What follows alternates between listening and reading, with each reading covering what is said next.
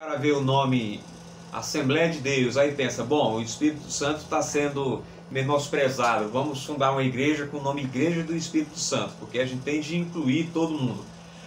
Mas, enfim, se tiver sido esse o caso, está errado, porque o Espírito Santo mesmo não chama a atenção para si.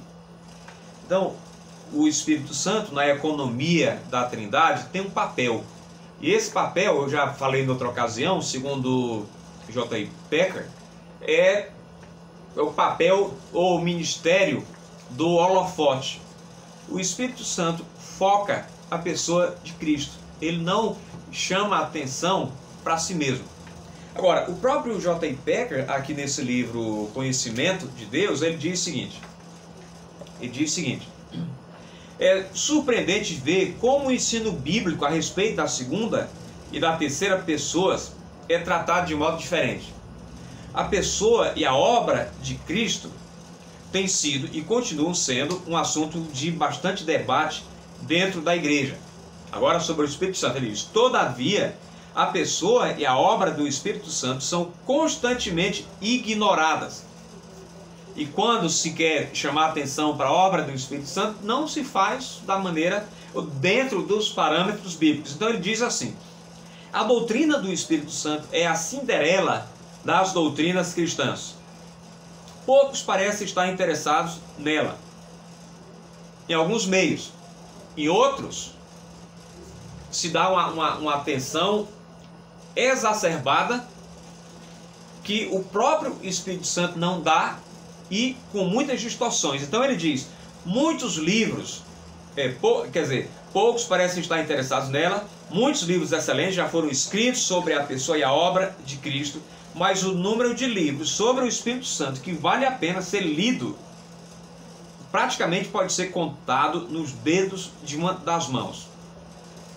Do tempo em que Packer escreveu esse livro para cá, mudou um pouco.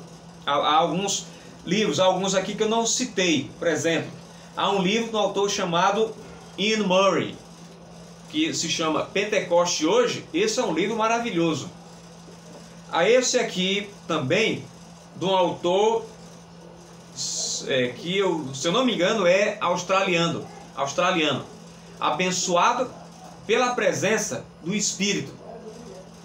E aqui em português, só para que vocês saibam, além do livro do pai do Abraham Kuyper, que já existia quando Packer escreveu esse livro, que é exatamente esse que está aqui.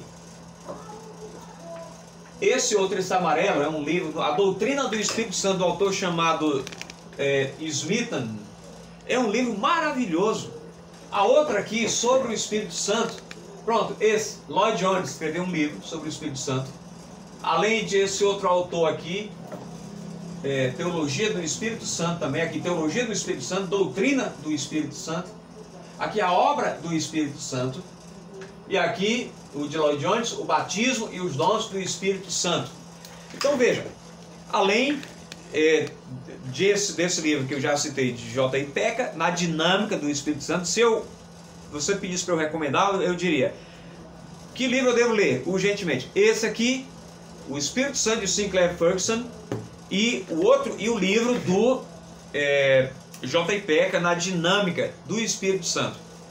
E há outros, inclusive, com a mesma ênfase, com a mesma teologia, de um sul-africano chamado Errol House, e do próprio, além do Sproul, O Mistério do Espírito Santo, além do próprio John Stott, que escreveu também uma obra sobre isso. Então, alguns desses livros, na época em que o Packer escreveu esse livro, não existiam. Mas hoje, mesmo em português, a gente já tem inúmeras obras maravilhosas. Essas que eu falei todas aqui, essas todas sobre as quais eu falei para vocês, sobre as quais eu fiz referência, todas valem a pena ser lidas. Mas ele está certo em que, na época dele, e ele está falando do ponto de vista da língua inglesa, na própria língua inglesa, no mundo de fala inglesa, até pouco tempo não havia tantos bons livros, embora você pudesse contar com as teologias sistemáticas também, mas não havia tantos bons livros quanto agora têm sido escritos. Então, é por isso que ele fala que a doutrina do Espírito Santo estava sendo ignorada e que se podia contar nos dedos das mãos os livros sobre o Espírito Santo que realmente valiam a pena ser lidos.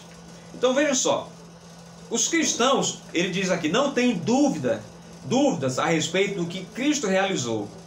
Eles sabem que ele redimiu a humanidade através de sua morte sacrificial, embora possam divergir entre si com respeito a tudo aquilo que esteja envolvido nela. Mas o cristão comum está completamente no escuro sobre a atuação do Espírito Santo. Alguns falam sobre o Espírito Santo de Cristo, sobre o Espírito de Cristo, como se estivessem falando do Espírito do Natal, por exemplo, como uma vaga pressão cultural que desperta a bondade e a religiosidade. Alguns pensam no Espírito Santo como o inspirador de convicções morais dos descrentes, como Gandhi, ou do misticismo teosófico, aliás. Mas ele diz, mas muitos talvez não pensam de modo algum no Espírito Santo e não têm qualquer ideia sobre o que ele faz. E estes estão praticamente na mesma posição daqueles discípulos que Paulo encontrou em Éfeso, que disseram, nem mesmo ouvimos que existe Espírito Santo. Então, mesmo com livros bons, o que ele está dizendo, em grande parte, é verdade. Quer dizer, o que ele fala sobre essa ignorância que há sobre o Espírito Santo. É claro que há coisas sobre o Espírito Santo e sobre o modo como ele atua na vida do crente que nós não sabemos. Como funciona, como se dá, por assim dizer, a mecânica da nossa vida espiritual. Mas, e isso, quer dizer, sendo o caso, nos causa muitos prejuízos espirituais. O modo como se evangeliza, o modo como se prega, os métodos que são usados. Quer dizer, e mesmo quando se fala sobre o Espírito Santo, é como se não se acreditasse no poder do Espírito Santo. Então, ouço de novo essa definição de Wayne Grudem sobre em que consiste a obra do Espírito Santo. Ele diz que consiste em manifestar a presença ativa de Deus no mundo e em especial na igreja. Nesse livro aqui, por exemplo, que eu falei, o Pentecoste Hoje, desse autor chamado Ian Murray, ele trata, entre outras coisas, sobre avivamento. Qual é o papel do Espírito Santo? O que é a obra do Espírito Santo? Qual é o papel do Espírito Santo no avivamento? Se fala sobre avivamento no Brasil. Alguns falam e há outros que discordam, que tem ressalvas quanto a isso, porque dizendo que há mais barulho do que avivamento.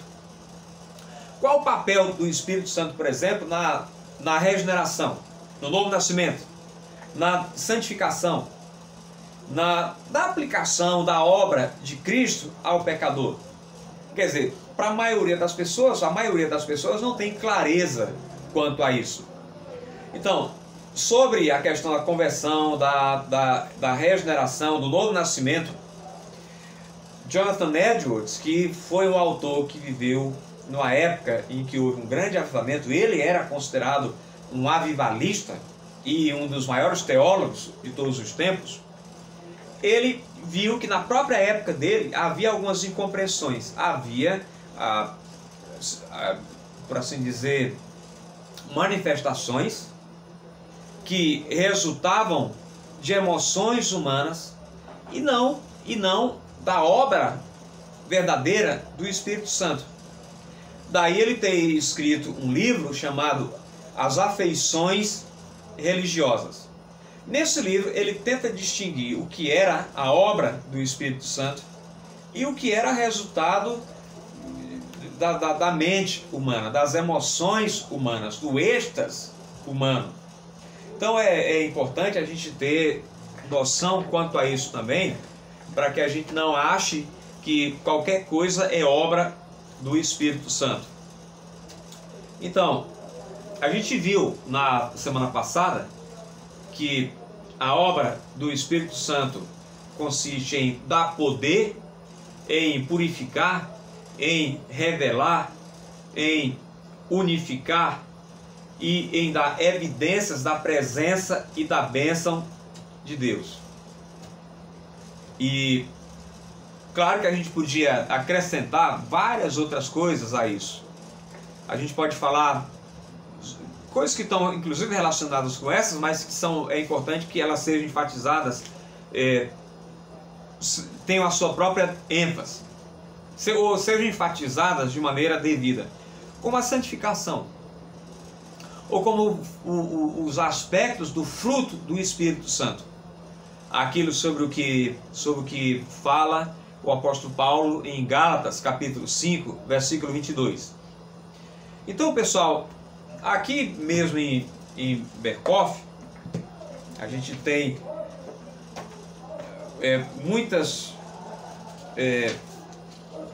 a gente tem um entendimento e uma exposição muito aprofundada que ele faz aqui. Na primeira parte da sua teologia sistemática, ele trata sobre o que Berkhof trata sobre o Espírito Santo numa seção que ele chama de a aplicação de soteriologia geral. A soteriologia geral,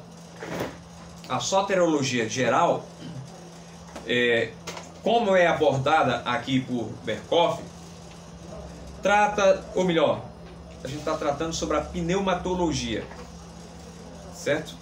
Então eu confundi aqui a pneumatologia, a doutrina do Espírito Santo. Então, aqui na doutrina do Espírito Santo, ele nos diz o seguinte. A gente começou a tratar sobre isso também de passagem na semana passada, quando a gente viu aqui não só a pessoa de Cristo, a gente viu a pessoa de Cristo, ou melhor, a pessoa do Espírito Santo relacionada à salvação. Estão muito próximas, estão muito juntas uma da outra, a pneumatologia e a soteriologia. Esse livro aqui também, que é que, se vocês puderem ler, vai ajudá-los bastante. Ele se chama, o autor é John Murray, ele se chama Redenção Consumada e Aplicada. A capa é outra, essa é a edição em inglês, eu não sei qual é a editora em português, mas vocês vejam que é um livro pequeno, mas ele trata não só sobre o Espírito Santo, a ênfase não é somente sobre a pneumatologia, mas também a soteriologia, como o Espírito Santo atua. Então, aí aqui nesse tópico, a gente trata sobre a Ordo Salutis. O que é a Ordo Salutis? Expressão latina. É a ordem da salvação. Então, depois a gente vai, daqui a pouco a gente trata sobre isso. Se não nesse vídeo, a gente trata sobre isso no próximo vídeo. Então, Berkhof aborda também as operações do Espírito Santo em geral. E a gente viu na semana passada sobre a graça comum. A gente viu também a graça especial ou graça salvífica, como o Wayne Grudem chama. E aí tem a questão da união mística, tem a vocação em geral e a vocação externa. Tem sobre a Ordo Salutis, tem a regeneração e a vocação eficaz. Tem a conversão. Berkhof também aborda a questão da fé e a justificação, assim como santificação e perseverança dos santos. Então, todos esses, vejam que esses tópicos não estão dissociados. A questão da salvação não está dissociada, a questão da soteriologia não está separada, nem recebe um tratamento distinto da pneumatologia. Exatamente porque é o Espírito Santo que aplica a obra da redenção. E aí você vê também a relação com a própria cristologia, porque é a obra de Cristo que é aplicada pelo Espírito Santo. Pneumatologia, o Espírito Santo que é tratado tanto na sua essência, na sua ontologia.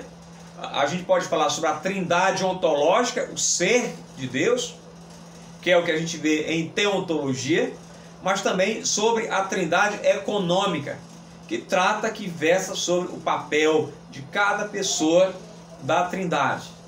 Então, sobre o Espírito Santo, a gente tem aqui no livrinho nos 39 artigos da religião cristã, que é o símbolo de fé da Igreja Anglicana. Eu trouxe aqui hoje o da Igreja Anglicana, da Igreja da própria Assembleia de Deus, que é uma coisa recente, publicaram aqui, e também o da Igreja Congregacional.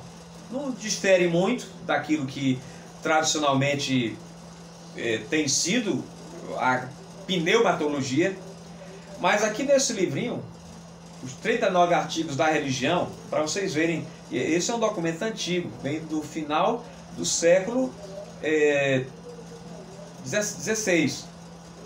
Diz aqui, a partir daquilo que diz o credo apostólico: o Espírito Santo, o doador, o Senhor e doador da vida, enviado à igreja pelo Pai e pelo Filho, revela a glória de Jesus Cristo, nos convence do pecado, transforma nosso ser interior, nos leva à fé, nos fortalece para viver com justiça, cria a comunhão, nos dá poder para o serviço.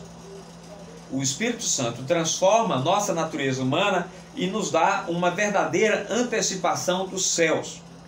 A unidade em amor dos cristãos e das igrejas, plenos do Espírito Santo, é sinal poderoso da verdade do cristianismo.